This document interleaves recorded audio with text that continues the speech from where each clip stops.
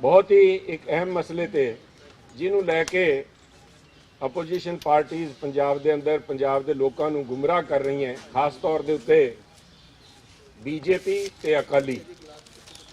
उन्होंने तो चंद सवाल मैं करना चाहना, चंद हिसाब मंगना चाहना मैं उन्होंने तो, क्योंकि उन्होंने 8 तरीक को पंजाब के अंदर एक मुहिम चालू की है जिसे कहते मंगता है जवाब मंगता है पंजाब।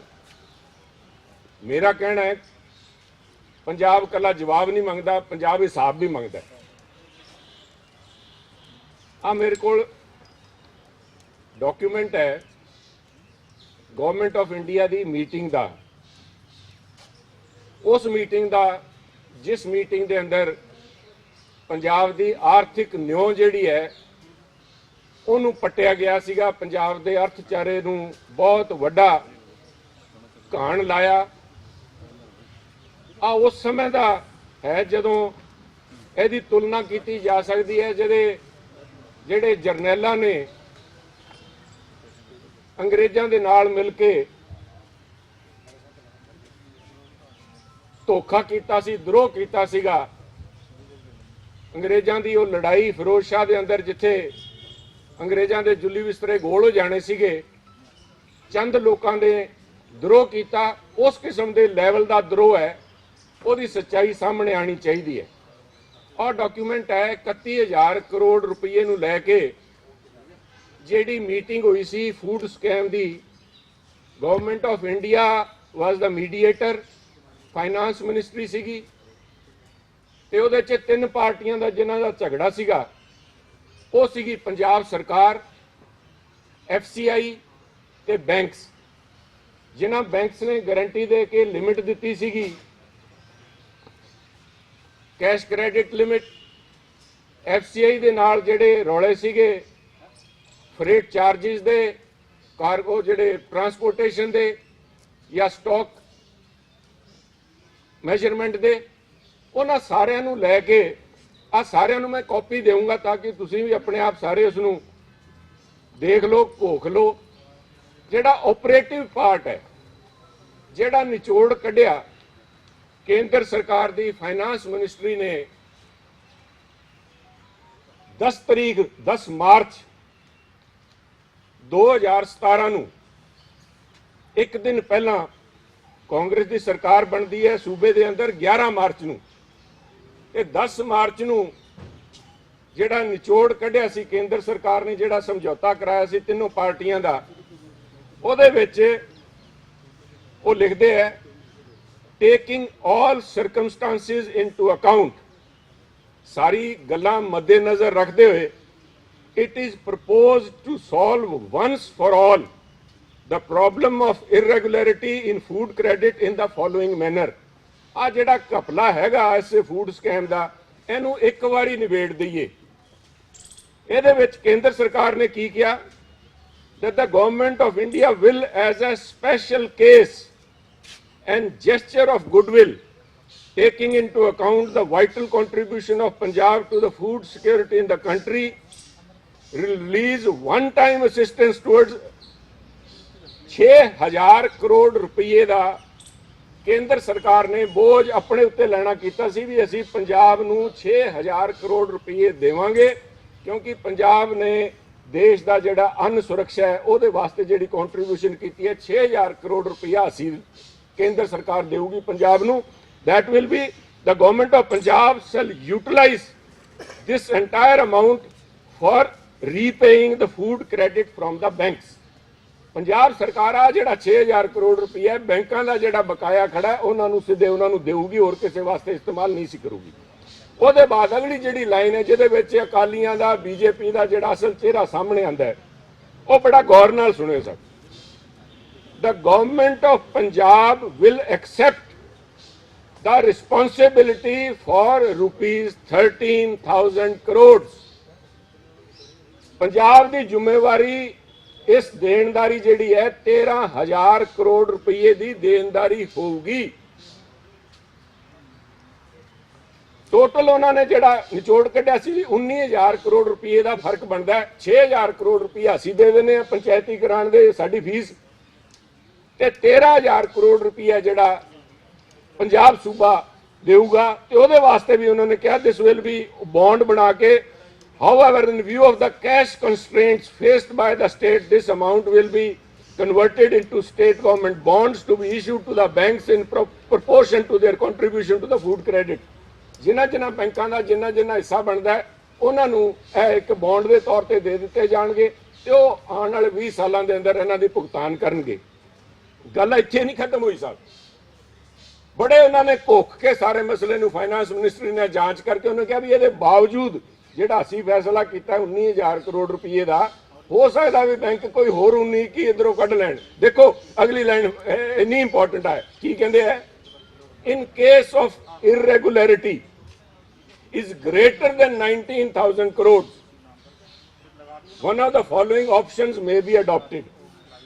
ਕਿਹੜੀ ਵੀ ਅਗਰ ਜੇ ਫਿਰ ਵੀ ਕੋਈ ਬਕਾਇਆ ਕੱਢ ਲੈਂਦੇ ਤਾਂ ਉਹਦਾ ਕੀ ਇਲਾਜ ਕਰੋਗੇ? ਉਹਦੇ ਵਾਸਤੇ ਕਹਿੰਦੇ ਹੈ the amount remaining shall be treated as a sacrifice by the banks। ਇਸ ਦੇ ਇਲਾਵਾ ਵੀ ਕੋਈ ਅਗਰ ਹੋਰ ਨੁਕਤਾਚੀਨੀ ਕੱਢ ਲੈਂਦੇ ਵੀ ਨਹੀਂ ਸਾਡੇ ਤਾਂ 500 ਕਰੋੜ 1000 ਕਰੋੜ ਹੋਰ ਰੁਪਈਆ ਬਣਦਾ ਉਹ ਬੈਂਕਾਂ ਨੂੰ ਝੇਲਣਾ ਪਊਗਾ। In financial terms it is known, ਅੱਜ ਕੱਲ੍ਹ ਇੱਕ ਨਵੀਂ ਟਰਮੀਨੋਲੋਜੀ ਬਣ ਗਈ ਜਦੋਂ ਦੇ ਵੇਵ ਆਫ ਕਰੀ ਜਾਂਦੇ ਹੈ, is called hair cut. The banks will take a hair cut off whatever is the remaining amount. ਕਿਉਂ? ਉਹਦਾ ਵੀ ਉਹਨਾਂ ਨੇ ਦਿੱਤਾ ਵੀ ਕਿਉਂ ਬੈਂਕਾਂ ਨੂੰ ਆ ਰਗੜਾ ਲੱਗੂਗਾ ਜੇ ਅਗਰ ਕੋਈ ਹੋਰ ਵੀ ਹੈ। The amount of remaining shall be treated as a sacrifice by the banks.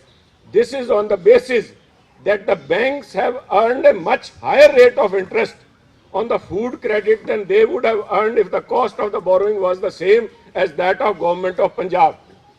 ਵੀ ਉਹਨਾਂ ਨੇ 11.5% ਵਿਆਜ ਲਾ ਕੇ ਇੰਨੇ ਸਾਲਾਂ ਦਾ ਬਣਾਈ ਬੈਠੇ ਹੈ, ਜਿਹੜਾ ਕਿ ਅਦਰਵਾਈਜ਼ 7.5% ਹੋਣਾ ਚਾਹੀਦਾ ਸੀਗਾ। ਆ ਜਿਹੜਾ ਪੈਸਾ ਇਹਨਾਂ ਬੈਂਕਾਂ ਨੇ ਮੰਗਿਆ ਉਹ ਉਹਨਾਂ ਦੇ ਇਸ ਅਕਾਊਂਟ 'ਚ ਸੈਟਲ ਹੋਊਗਾ। ਮੁੱਕਦੀ ਜੀ ਗੱਲ ਸੀਗੀ ਵੀ 6000 ਕਰੋੜ ਕੇਂਦਰ ਸਰਕਾਰ ਨੇ ਦੇਣਾ ਕੀਤਾ ਸੀਗਾ ਵੀ ਅਸੀਂ ਦਿੰਨੇ ਆ, 13000 ਕਰੋੜ ਪੰਜਾਬ ਸਰਕਾਰ ਦੇਊਗੀ, ਉਹਦੇ ਬੌਂਡ ਬਣਾ ਕੇ ਜਿਹੜਾ ਕਰਜ਼ਾ ਇਹਦੇ ਚੜ ਜੂਗਾ 20 ਸਾਲਾਂ 'ਚ ਦੇਣਗੇ ਤੇ ਬਾਕੀ ਜੇ ਕੋਈ ਬਕਾਇਆ ਨਿਕਲਿਆ ਤਾਂ ਬੈਂਕ ਵਾਲਿਆਂ ਦੇ ਰਗੜਾ ਲੱਗੂਗਾ। ਪਰ ਸਾਡੇ ਵਾਲੇ ਸ਼੍ਰੀਮਾਨ ਕਿੰਨਾ ਹਾਂ ਕਰਕੇ ਆਏ ਉੱਥੇ, ਇਹ ਹਾਂ ਕਰਕੇ ਆਏ ਵੀ ਅਸੀਂ ਨਹੀਂ ਜੀ, ਅਸੀਂ 13000 ਨਹੀਂ, ਅਸੀਂ 31000 ਕਰੋੜ ਦੇਵਾਂਗੇ। ਸਾਹਿਬ ਮੈਂ ਇਸ ਕਰਕੇ ਕਹਿ ਰਿਹਾ ਵੀ ਜਿਹੜਾ ਉਹ ਜਰਨੈਲ ਜਿਹੜੇ ਸੀਗੇ ਲਾਲ ਸਿੰਘ ਤੇ ਉਹਨਾਂ ਨੇ ਦਰੋਹ ਕੀਤਾ ਸੀਗਾ ਆਪਣੀ ਫੌਜਾਂ ਦੇ ਨਾਲ ਮਹਾਰਾਜਾ ਰਣਜੀਤ ਸਿੰਘ ਦੀ ਉਸ ਫਸਟ ਬੈਟਲ ਤੇ ਉਹਦੇ ਵਿੱਚ ਜਿਹੜੀ ਸੀਗੀ, ਓਡਾ ਹੀ ਵੱਡਾ ਦਰੋਹ ਅਕਾਲੀਆਂ ਨੇ ਤੇ ਬੀਜੇਪੀ ਦੀ ਸਰਕਾਰ ਨੇ ਪੰਜਾਬ ਦੇ ਭਵਿੱਖ ਦੇ ਨਾਲ ਕੀਤਾ।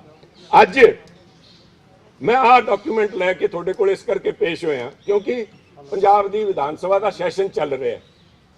ਉਸ ਸਮੇਂ ਦੇ ਜਿਹੜੇ ਫੂਡ ਮਿਨਿਸਟਰ ਸੀਗੇ ਆਦੇਸ਼ ਪ੍ਰਤਾਪ ਕੈਰੋਂ ਜੀ ਅੱਜ ਉਸ ਅਸੈਂਬਲੀ ਦੇ ਹਿੱਸਾ ਨਹੀਂ, ਪਰ ਉਸ ਸਮੇਂ ਦੇ ਜਿਹੜੇ ਫਾਈਨਾਂਸ ਮਿਨਿਸਟਰ ਸਰਦਾਰ ਪਰਮਿੰਦਰ ਸਿੰਘ ਢੀਂਡਸਾ ਜੀ, ਅੱਜ ਮੈਂ ਇਸ ਕਰਕੇ ਤੁਹਾਡੇ ਕੋਲ ਆਇਆ, ਮੈਂ ਥੋੜੀ ਦੇਰ ਪਹਿਲਾਂ ਤੁਹਾਡੇ ਇੱਥੇ ਚੈਨਲ ਤੇ ਚੱਲ ਰਿਹਾ ਸੀ, ਢੀਂਡਸਾ ਸਾਹਿਬ ਦਾ ਬਿਆਨ ਬੜੀ ਚਿੰਤਾ ਜ਼ਾਹਿਰ ਕਰ ਰਹੇ ਸੀਗੇ ਪੰਜਾਬ ਦੇ ਫਾਈਨਾਂਸਿਸ ਨੂੰ ਲੈ ਕੇ। ਉਸ ਚਿੰਤਾ ਨੂੰ ਸਾਹਮਣੇ ਰੱਖਦੇ ਹੋਏ I consider him to be a sincere man. ਚਾਹੇ ਰਾਜਨੀਤਿਕ ਸਾਡੇ ਉਹਨਾਂ ਨਾਲ ਡਿਫਰੈਂਸਿਸ ਰਹੇ ਹੈ but he seems to have promise. ਉਹਨਾਂ ਨੇ ਕੌਮ ਦੇ ਨਾਲ ਜਦੋਂ ਦਰੋਹ ਕੀਤਾ, ਅਕਾਲੀ ਲੀਡਰਸ਼ਿਪ ਨੇ ਪੰਥ ਦੀ ਪਿੱਠ 'ਤੇ ਛੁਰਾ ਮਾਰਿਆ, ਉਹਨਾਂ ਨੇ ਆਪਣਾ ਰਸਤਾ ਅੱਡ ਕਰ ਲਿਆ। ਪਰ ਮੈਂ ਅੱਜ ਪੁੱਛਣਾ ਚਾਹੁੰਦਾ ਵੀ ਜਦੋਂ ਕੌਮ ਦੀ ਪਿੱਠ 'ਚ ਪੰਥ ਦੀ ਪਿੱਠ 'ਚ ਛੁਰਾ ਮਾਰਿਆ ਤੁਸੀਂ ਪਾਸੇ ਹੋ ਗਏ, ਪਰ ਜਦੋਂ ਪੰਜਾਬ ਦੀ ਪਿੱਠ 'ਚ ਛੁਰਾ ਮਾਰਿਆ ਹੁਣ ਜਵਾਬ ਦਿਓਗੇ? ਵੀ ਉਸ ਮੀਟਿੰਗ ਦੇ ਅੰਦਰ ਜਦੋਂ ਆ ਕੇਂਦਰ ਸਰਕਾਰ ਫੈਸਲਾ ਕਰ ਰਹੀ ਹੈ 13000 ਕਰੋੜ ਦਾ, ਤੁਸੀਂ 31000 ਕਰੋੜ ਰੁਪਏ ਦੇ ਉੱਤੇ ਕਿਉਂ ਦੇਣਦਾਰੀ ਕਰਨ ਵਾਸਤੇ ਮੰਨੇ?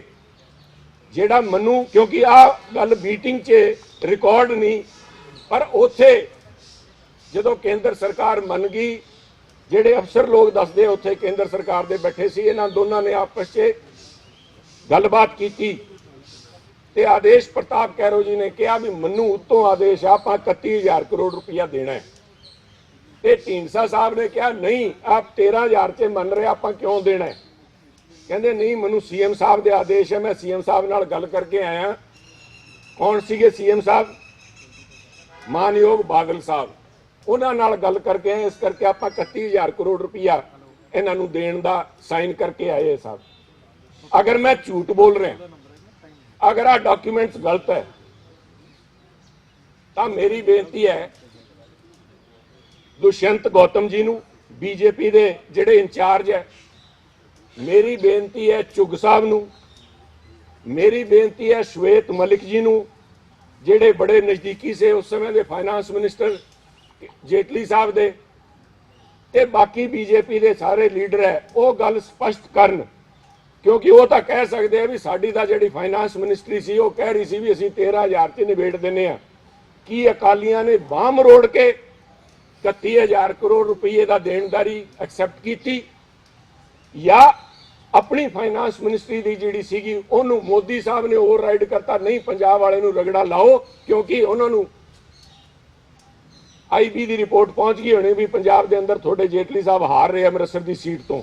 ਉਹ ਸੀਟ ਦਾ ਨਤੀਜਾ ਜਿਹੜਾ ਆਣਾ ਸੀ ਉਹਨਾਂ ਨੂੰ ਇਸ ਗੱਲ ਦਾ ਉੱਥੋਂ ਹਾਰ ਕੇ ਆਇਆ ਸੀ, ਪਤਾ ਸੀ ਵੀ ਯਾਰ ਜਿਹੜਾ ਰਗੜਾ ਲੱਗਿਆ ਉੱਥੋਂ ਉਸ ਆਪਣੀ ਖੁੰਦਕ 'ਚ ਬੀਜੇਪੀ ਨੇ ਰਗੜਿਆ ਜਾਂ ਅਕਾਲੀਆਂ ਨੇ ਪੰਜਾਬ ਨੂੰ ਮਾਰਿਆ। ਇਸ ਗੱਲ ਦਾ ਖੁਲਾਸਾ ਮੈਂ ਚਿੱਠੀ ਪ੍ਰਧਾਨ ਮੰਤਰੀ ਜੀ ਨੂੰ ਵੀ ਲਿਖ ਰਿਹਾ, ਮੈਂ ਚਿੱਠੀ ਸੀਤਾਰਮਨ ਜੀ ਜਿਹੜੇ ਫਾਈਨਾਂਸ ਮਿਨਿਸਟਰ ਹੈ ਉਹਨਾਂ ਨੂੰ ਵੀ ਲਿਖ ਰਿਹਾ। For the sake of credibility, for the sake of truth being revealed, ਆ ਜਿਹੜੇ ਮਿੰਟਸ ਆਫ ਮੀਟਿੰਗ ਉੱਥੇ ਹੈਗੇ, this is called the non paper because they are, ਉਹਨਾਂ ਨੇ ਰਿਕਾਰਡ ਤੇ ਚੜਾਇਆ ਨਹੀਂ, ਬਟ ਥੀਸ ਆਰ ਰਿਕਾਰਡਿੰਗ, ਜਿਵੇਂ ਵਿਧਾਨ ਸਭਾ ਦੇ ਅੰਦਰ ਇੱਕ ਇੱਕ ਗੱਲ ਉੱਥੇ ਲਿਖੀ ਜਾਂਦੀ ਹੈ। These are all the minutes, they can be called the minutes of the meeting which is in a non paper form। ਉਹਦੇ ਤੇ ਉਹ ਆ ਕੇ ਸਪਸ਼ਟੀਕਰਨ ਦੇਣ। ਅਗਰ ਉਹ ਮਹਿਸੂਸ ਕਰ ਰਹੇ ਹੈ